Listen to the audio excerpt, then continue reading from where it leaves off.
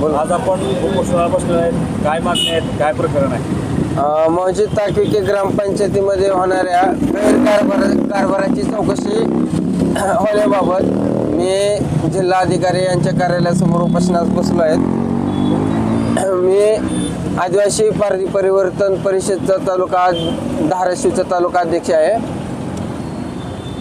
मौजे ताकविके ग्रामपंचायतीमध्ये लाभास पात्र असणाऱ्या लोकांना डावलून एकाच कुटुंबातील लाभास पात्र असणाऱ्या लोकांना डावलून एकाच कुटुंबातील लोकांना प्रधानमंत्री घरकुल आवास योजना मंजूर होऊन एकाच घरातील 2 ते 3 लोकांना घरकुल वितरित केले आहे.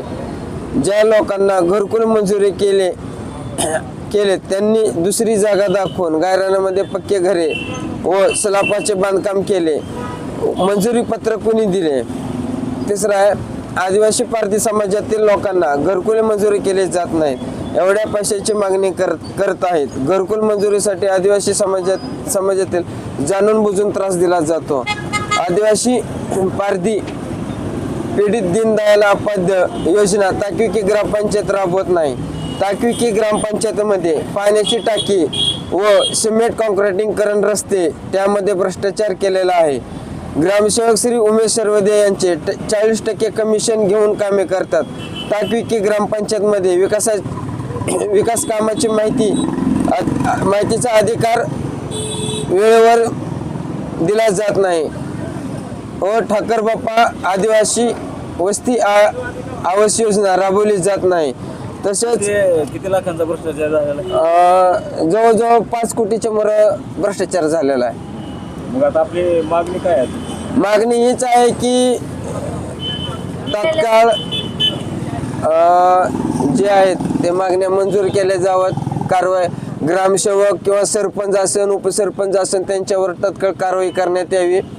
आणि विशेष म्हणजे पारधी समाजातील लोकांना मेल्यानंतर दफनभूमी सुद्धा नाही गावामध्ये. आणि मतिमंदांना जे 5% आरक्षण आहे ग्रामपंचायतीमध्ये तेही दिले जात नाहीये.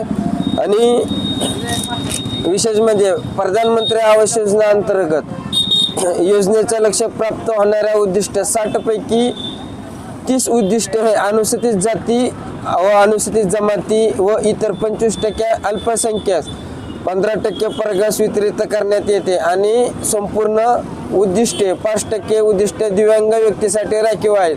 तर सर मला म्हणायचं आहे, आमचे सासू गेले 40 ते 50 वर्ष झालं ताकविके गावामध्ये राहायचे आहेत. त्यांना कुठलीच योजना दिली गेली नाही, ना घरकुल नाही ना काय नाही. आता आमचे सासरे सुद्धा मरण पावलेत, त्यांचं सुद्धा मृत्यू प्रमाणपत्र लवकर दिलं नाही. कारण मयती झालं ताकविके गावामध्ये आणि मातीही झाली, त्यांची दफनभूमी त्यांना ताकविके गावामध्येच केले तरी त्यांचं प्रमाणपत्र वेळेवर दिलं नाही. सर मला एकच म्हणायचं आहे, कारण माझा पाठपुरावा म्हणजे असे मी मागे 2 ते 3 वेळा म्हणजे 2018 मध्ये 2021 मध्ये 2022 मध्ये लेटर पॅड घेऊन संघटनेच्या हे करून उपोषणाचा मार्ग दाखवल्यानंतरच हे पंचायत किंवा जिल्हाधिकाऱ्याला आमचे कामकाज पाहणार का?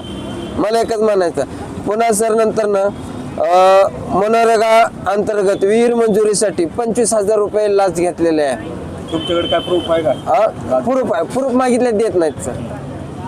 आम्ही माहितीचा अधिकार 3 ते 4 वेळा टाकलेले आहेत. तुमची मागणी मान्य नाही झाल्यास पुढील भूमिका काय असणार आहे? ह्याच्यापेक्षा कठोर आंदोलन म्हणजे आता आम्ही आमरण उपोषण आहे, नंतर आम्ही पाणी देखील पिणार नाही. तुमचं नाव सांगा. माझं नाव लखन अंकुश काळे.